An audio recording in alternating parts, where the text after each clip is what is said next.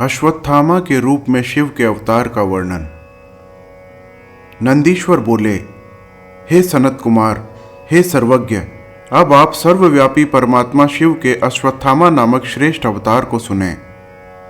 हे मुने, महाबुद्धिमान देवर्षि बृहस्पति के अंश से महर्षि भरद्वाज के अयोनिज पुत्र के रूप में आत्मवेत्ता द्रोण उत्पन्न हुए, जो धनुषधारियों में श्रेष्ठ, पराक्रमी, विप्रों में श्रेष्ठ, संपूर्ण शास्त्रों के जानने वाले, विशाल कीर्ति वाले, महातेजस्वी एवं सभी अस्त्रों के ज्ञाताओं में श्रेष्ठ थे।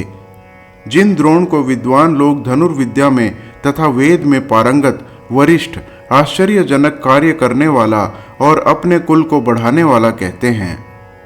हे द्विज, वे अपने पराक्रम के प्रभाव से कौरवों के आचार्य थे एवं उन कौरवों के 6 महारथियों में प्रसिद्ध थे। उन द्विजोत्तम द्रोणाचार्य ने कौरवों की सहायता के लिए पुत्र की इच्छा से शिव जी को लक्ष्य करके बहुत बड़ा तप किया। उसके बाद हे मुनि सत्तम, उनके तप से प्रसन्न होकर भक्तवत्सल शिव जी द्रोणाचार्य के समक्ष प्रकट हुए। उन्हें देखकर उन ब्राह्मण द्रोण ने उन्हें शीघ्रता से प्रणाम करके हाथ जोड़कर विनम्र हो अत्यंत प्रसन्नचित होकर उनकी स्तुति की। उनकी स्तुति तथा तपस्या से संतुष्ट हुए भक्तवत्सल प्रभु शंकर ने द्रोणाचार्य से वर मांगो, ऐसा कहा। शिव जी के इस वचन को सुनकर अति विनम्र द्रोणाचार्य ने कहा कि मुझे महाबली, सबसे अजेय तथा अपने अंश से उत्पन्न एक पुत्र दीजिए। हे तात, हे मुने, द्रोणाचार्य का वचन सुनकर कौतुक करने वाले परम सुखकारी शिव जी ने ऐसा ही होगा यह कहा और वे अंतर्धान हो गए। द्रोणाचार्य भी निशंक हो प्रसन्नता पूर्वक अपने घर लौट गए और उन्होंने वह सारा वृत्तांत अपनी स्त्री से प्रेम पूर्वक कहा। इसके बाद अवसर पाकर वे सर्वांतक प्रभु रुद्र अपने अंश से द्रोणाचार्य के महाबलवान पुत्र के रूप में उत्पन्न हुए। हे मुने, वे पृथ्वी पर अश्वत्थामा नाम से विख्यात हुए। वे महान वीर थे। उनकी आंखें कमल पत्र के समान थीं और वे शत्रु पक्ष का विनाश करने वाले थे। ये महाबली अश्वत्थामा महाभारत के संग्राम में पिता की आज्ञा से कौरवों के सहायक के रूप में प्रसिद्ध हुए। उन महाबली अश्वत्थामा का आश्रय लेने के कारण ही महाबलवान भीष्म आदि कौरवगण देवताओं के लिए भी अजेय हो गए। उन्हीं के भयभीत होने के कारण पांडव लोग कौरवों को जीतने में अपने को असमर्थ पा रहे थे और परम बुद्धिमान तथा महान वीर होकर भी अश्वत्थामा के भय से असमर्थ हो गए। तब श्री कृष्ण के उपदेश से महाबली अर्जुन ने शिव की कठोर तपस्या कर उनसे अस्त्र प्राप्त करके उन कौरवों पर विजय प्राप्त की। हे मुने, उस समय महादेव के अंश से उत्पन्न हुए उन अश्वत्थामा ने कौरवों की भक्ति से प्रसन्न होकर उनके वशीभूत होकर युद्ध में यत्न पूर्वक शिक्षित पांडव पुत्रों का विनाश करके अपना प्रताप दिखाया। श्री कृष्ण आदि महावीर बलवान शत्रु भी उनके बल को रोक नहीं सके। पुत्र के शोक से संतप्त अर्जुन को श्री कृष्ण के साथ रथ से अपनी ओर आता हुआ देखकर वे भाग खड़े हुए। अश्वत्थामा ने अर्जुन पर ब्रह्मशिर नामक अस्त्र का प्रहार किया। उससे सभी दिशाओं में प्रचंड तेज उत्पन्न हो गया। अपने प्राणों पर आई हुई आपत्ति को देखकर अर्जुन दुखी हुए और उनका तेज नष्ट हो गया। तब उन्होंने क्लेश क्रांत तथा भयभीत होकर श्री कृष्ण से कहा। अर्जुन बोले, हे कृष्ण, यह क्या है? यह दुस्सह तेज चारों ओर से घेरे हुए कहां से आ रहा है? मैं इसे नहीं जान पा रहा हूं। नंदीश्वर बोले, अर्जुन का यह वचन सुनकर महाशैव उन श्री कृष्ण ने पार्वती सहित शिव का ध्यान करते हुए आदर पूर्वक अर्जुन से कहा। श्री कृष्ण बोले, यह द्रोणाचार्य के पुत्र का महातेजस्वी ब्रह्मास्त्र है। इसके समान शत्रुओं का घातक दूसरा कोई अस्त्र नहीं है, ऐसा जानना चाहिए। आप शीघ्र ही भक्तों की रक्षा करने वाले अपने प्रभु शंकर का ध्यान कीजिए, जिन्होंने आपका सारा कार्य संपादन करने वाला अपना सर्वोत्कृष्ट अस्त्र आपको प्रदान किया है। आप इस अस्त्र के परम तेज को अपने शैवास्त्र से नष्ट कीजिए। इतना कहकर स्वयं श्री कृष्ण अर्जुन की रक्षा के लिए शिव का ध्यान करने लगे। हे मुने, श्री कृष्ण की बात सुनकर अर्जुन ने अपने मन में शिव जी का ध्यान किया और इसके बाद जल से आचमन कर शिव को प्रणाम करके उस अस्त्र को शीघ्र ही अश्वत्थामा पर छोड़ा। हे मुने, यद्यपि वह ब्रह्मशिर नामक अस्त्र अमोघ है तथा इसकी प्रतिक्रिया करने वाला कोई अन्य अस्त्र नहीं है, फिर भी वह शिव जी के अस्त्र के तेज से उसी क्षण शांत हो गया। अद्भुत चरित्र वाले उन शिव के संबंध में इसे आश्चर्य मत समझिए। जो अजन्मा शिव अपनी शक्ति से सारे संसार को उत्पन्न करते हैं, उसका पालन करते हैं तथा संहार करते हैं। हे मुने, इसके बाद शिव के अंश से उत्पन्न हुए तथा शिव जी की इच्छा से तुष्ट बुद्धि वाले अश्वत्थामा इस शैव वृत्तांत को जानकर कुछ भी व्यथित नहीं हुए। इसके बाद अश्वत्थामा ने इस संपूर्ण संसार को पांडवों से रहित करने के लिए उत्तरा के गर्भ में स्थित बालक को विनष्ट करने का निश्चय किया। तब उस महाप्रभावशाली ने महातेजस्वी तथा अन्य अस्त्रों के द्वारा रोके न जा सकने वाले ब्रह्मास्त्र को उत्तरा के गर्भ पर चलाया। तब उस अस्त्र से जलती हुई अर्जुन की पुत्र वधू उत्तरा व्याकुल चित्त होकर लक्ष्मीपति श्री कृष्ण की स्तुति करने लगी। इसके बाद श्री कृष्ण ने हृदय से सदाशिव का ध्यान कर उनकी स्तुति की तथा उन्हें प्रणाम कर जान लिया कि पांडवों के विनाश के लिए यह अश्वत्थामा का अस्त्र है। उन्होंने शिव जी की आज्ञा से अपनी रक्षा के लिए इंद्र द्वारा प्रदत्त अपने महातेजस्वी सुदर्शन चक्र से उनकी रक्षा की। शंकर की आज्ञा से उन महाशैव श्री कृष्ण ने गर्भ में अपना स्वरूप भी धारण किया। यह चरित्र जानकर अश्वत्थामा उदास हो गए। उसके बाद प्रसन्नचित्त महाशैव श्री कृष्ण ने अश्वत्थामा को प्रसन्न करने के लिए सभी पांडवों को उनके चरणों में गिराया। तदनंतर प्रसन्नचित्त द्रोणाचार्य के पुत्र अश्वत्थामा ने श्री कृष्ण एवं समस्त पांडवों पर अनुग्रह करके प्रेम पूर्वक उन्हें अनेक प्रकार के वर दिए। हे तात, हे मुनिश्रेष्ठ, इस प्रकार अश्वत्थामा के रूप में पृथ्वी पर अवतार लेकर प्रभु शिव जी ने अत्यंत उत्तम लीला की।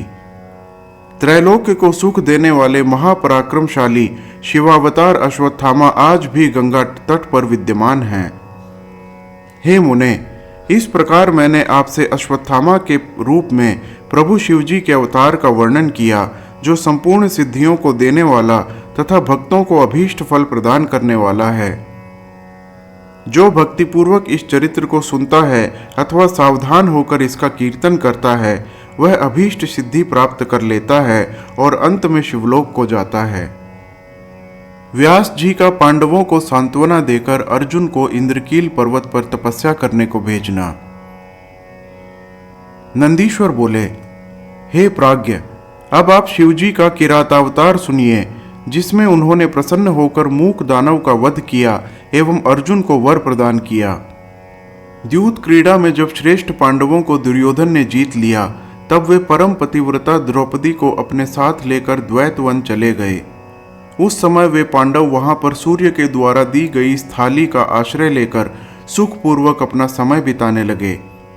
हे विप्रेंद्र, तब दुर्योधन ने महामुनि दुर्वासा को छल करने के लिए आदरपूर्वक प्रेरित किया। तदनंतर महामुनि दुर्वासा पांडवों के निकट गए। वहां जाकर अपने 10,000 शिष्यों के साथ दुर्वासा ने मनोनुकूल भोजन उन पांडवों से प्रेम पूर्वक मांगा। पांडवों ने उनकी बात स्वीकार कर ली और उस समय दुर्वासा आदि प्रमुख तपस्वी मुनियों को स्नान करने हेतु भेज दिया। हे मुनीश्वर, उस समय अन्न के अभाव से दुखी होकर उन सभी पांडवों ने प्राण त्यागने में मन में निश्चय किया। द्रौपदी ने शीघ्र ही श्री कृष्ण का स्मरण किया। वे उसी समय पधारे और शाक का भोग लगाकर उन सभी को तृप्त किया। तब शिष्यों को तृप्त जानकर दुर्वासा वहां से चले गए। इस प्रकार श्री कृष्ण जी की कृपा से पांडव उस समय दुख से निवृत्त हो गए। इसके बाद उन पांडवों ने श्री कृष्ण से पूछा, हे प्रभु, आगे क्या होगा? यह दुर्योधन महान वैरी उत्पन्न हुआ है, अब आप बतलाइए कि क्या करना चाहिए। नंदीश्वर बोले, हे मुने, उन पांडवों के द्वारा इस प्रकार पूछे जाने पर श्री कृष्ण जी ने शिव जी के चरण कमलों का स्मरण करके पांडवों से कहा। श्री कृष्ण जी बोले, हे श्रेष्ठ पांडवों, शिवोपासना से युक्त मेरे वृत्तांत को सुनिए और सुनकर विशेष रूप से कर्तव्य का अनुपालन कीजिए। पूर्व में मैंने शत्रुओं पर विजय प्राप्त करने की इच्छा से द्वारका में जाकर महात्मा उपमन्यु के उपदेशों का विचार करके बटुक नामक श्रेष्ठ पर्वत पर 7 मास पर्यंत शिव जी की आराधना की। तब भली भांति सेवा के किए जाने से परमेश्वर शिव जी मुझ पर प्रसन्न हो गए। विश्वेश्वर ने साक्षात प्रकट होकर मुझे अभीष्ट वरदान दिया। उन्हीं की कृपा से मैंने सभी प्रकार का उत्तम सामर्थ्य प्राप्त कर लिया। हे पांडवों, मैं इस समय भी भोग एवं मोक्ष देने वाले शिव जी की सेवा करता हूँ, इसीलिए आप लोग भी सब प्रकार का सुख देने वाले उन शिव जी की सेवा कीजिए। नंदीश्वर बोले, ऐसा कहकर पांडवों को आश्वासन देकर श्री कृष्ण जी अंतर्धान हो गए और शिव जी के चरण कमलों का स्मरण करते हुए शीघ्र ही द्वारका चले गए। इधर उत्साह युक्त पांडवों ने उस दुर्योधन के गुणों की परीक्षा के लिए एक भील को भेजा। वह भी दुर्योधन के सभी गुणों को और पराक्रम का भली भांति पता लगाकर अपने प्रभु पांडवों के समीप लौट आया। हे मुनीश्वर, उसकी बात सुनकर पांडव अत्यंत दुखी हुए और अतीव दुख उन पांडवों ने आपस में कहा, अब हम लोगों को क्या करना चाहिए और कहाँ जाना चाहिए? यद्यपि हम लोग इस समय युद्ध करने में समर्थ हैं, किंतु सत्यपाश से बंधे हुए हैं। नंदीश्वर बोले, इसी समय मस्तक में भस्म लगाए, रुद्राक्ष की माला धारण किए, सिर पर जटाजूट से सुशोभित तथा शिव प्रेम में निमग्न तेजो राशि साक्षात दूसरे धर्म के समान श्री व्यास जी पंचाक्षर मंत्र का जप करते हुए वहां आए। तब उन्हें देखकर वे पांडव प्रसन्न हो उठकर उनके आगे खड़े हो गए और कुशा से युक्त मार्ग मृगचर्म का आसन उन्हें देकर उस पर बैठे हुए व्यास जी का हर्षित होकर पूजन किया, अनेक प्रकार से उनकी स्तुति की और कहा कि हम धन्य हो गए। हमने जो कठिन तप किया, अनेक प्रकार के दान दिए, वह सब सफल हो गया। हे प्रभु, हम सब आपके दर्शन से तृप्त हो गए हैं। हे पितामह, आपके दर्शन से दुख दूर हो गया। क्रूर कर्म वाले इन दुष्टों ने हम लोगों को बड़ा दुख दिया है। आप जैसे श्रीमानों का दर्शन हो जाने पर जो दुख कभी न गया, वह अब चला ही जाएगा, ऐसा हम लोगों का विचारपूर्ण निश्चय है। सब कुछ करने में समर्थ आप जैसे महात्माओं के आश्रम में पधारने पर यदि दुख दूर न हुआ तो इसमें दैव ही कारण है। बड़े लोगों का स्वभाव कल्प वृक्ष के समान माना गया है। उनके आने पर दुख का कारणभूत दारिद्र्य निश्चित रूप से चला जाता है। हे प्रभु, महापुरुषों के गुणों का कथन करने से, उनका नाम संकीर्तन मात्र करने से अथवा उनका आश्रय लेने से व्यक्ति महत्ता या उपेक्षा करने से लघुता को प्राप्त करता है। इसमें कोई विचार नहीं करना चाहिए। उत्तम पुरुषों में स्वभाव ही ऐसा होता है कि वे दीन जनों का परिपालन करते हैं। निर्धनता को लोक में परम कल्याणकारी माना गया है, क्योंकि इसके सामने अर्थात लक्ष्य के रूप में दूसरे का उपकार और सज्जनों की सेवा ये ही रहते हैं। इसके बाद जो भाग्य है उसमें किसी को दोष नहीं देना चाहिए। इसीलिए हे स्वामिन, आपके दर्शन से हम लोग अपना मंगल ही मानते हैं। आपके आगमन मात्र से हमारा मन हर्षित हो उठा है। अब आप हम लोगों को शीघ्र ही ऐसा उपदेश दें जिससे हमारा दुख दूर हो जाए। नंदीश्वर बोले, पांडवों का यह वचन सुनकर प्रसन्न चित्त हुए महामुनि व्यास जी ने यह कहा, हे पांडवों, आप लोग दुख मत कीजिए। आप लोग धन्य हैं और कृतकृत्य हैं, जो कि आप लोगों ने सत्य का लोप नहीं होने दिया है। सत्पुरुषों का ऐसा अत्युत्तम स्वभाव होता है कि वे मृत्यु पर्यंत मनोहर फल देने वाले सत्य तथा धर्म का त्याग नहीं करते हैं। यद्यपि हमारे लिए आप लोग तथा कौरव दोनों ही बराबर हैं, फिर भी विद्वानों के द्वारा धर्मात्माओं के प्रति पक्षपात उचित कहा गया है। अंधे तथा दुष्ट धृतराष्ट्र ने पहले ही धर्म का त्याग किया और लोभ से स्वयं आप लोगों का राज्य हड़प लिया। आप लोग तथा कौरव दोनों ही उनके पुत्र हैं, इसमें संदेह नहीं है। पांडु के मर जाने पर उन महात्मा के बालकों के ऊपर उन्हें कृपा करनी चाहिए थी। उन्होंने कभी भी अपने पुत्र को मना नहीं किया। यदि उन्होंने ऐसा किया होता तो यह अनर्थ न होता। जो होना था वह हो चुका। होनहार कभी मिथ्या नहीं होता। दुर्योधन दुष्ट है, आप लोग धर्मात्मा एवं सत्यवादी हैं। इसीलिए अंत में निश्चित रूप से उसका ही अशुभ होगा। जो बीज यहाँ उसने बोया है वह अवश्य उत्पन्न होगा। इसीलिए निश्चय ही आप लोगों को दुखी नहीं होना चाहिए। हर प्रकार से आप लोगों का अवश्य ही शुभ होगा, इसमें संदेह की आवश्यकता नहीं है। नंदीश्वर बोले, इस प्रकार कहकर महात्मा व्यास जी ने उन पांडवों को प्रसन्न कर लिया। तब युधिष्ठिर आदि पांडवों ने पुनः उनसे यह वचन कहा। पांडव बोले, हे नाथ, आपने सत्य कहा, किंतु मलिन चित्त वाले ये दुष्ट हमें इस वन में भी बार बार निरंतर दुख ही दे रहे हैं। इसीलिए हे विभो, हमारे अशुभ का नाश कीजिए और हमें मंगल प्रदान कीजिए। इसके पूर्व श्री कृष्ण ने हम लोगों से कहा था कि तुम लोगों को सर्वदा शिव जी की आराधना करनी चाहिए, किंतु हम लोगों ने प्रमाद किया और उनकी आज्ञा के पालन में शिथिलता की। अब आप पुनः उस देव मार्ग का उपदेश कीजिए। नंदीश्वर बोले, यह वचन सुनकर व्यास जी बहुत ही प्रसन्न हुए और शिव जी के चरण कमलों का ध्यान करके पांडवों से प्रेम पूर्वक कहने लगे। व्यास जी बोले, हे धर्म बुद्धि वाले पांडवों, मेरी बात सुनो। श्री कृष्ण ने सत्य ही कहा था, क्योंकि मैं भी सदाशिव की उपासना करता हूँ। आप लोग भी प्रेम पूर्वक उनका सेवन कीजिए, जिससे सदा अपार सुख की प्राप्ति होती रहे। शिव की सेवा न करने के कारण ही सारा दुख होता है। नंदीश्वर बोले, उसके अनंतर विचार करके मुनिवर व्यास जी ने पांचों पांडवों में अर्जुन को शिव पूजा के योग्य समझा और इसके बाद उन मुनिश्रेष्ठ ने उनके लिए तपस्या का स्थान निश्चित कर धर्मनिष्ठ पांडवों से पुनः यह कहा। व्यास जी बोले, हे पांडवों, मैं तुम लोगों के हित की जो बात कह रहा हूं उसे सुनो। तुम लोग सज्जनों के रक्षक सर्वोत्कृष्ट परब्रह्म शिवजी का दर्शन प्राप्त करो।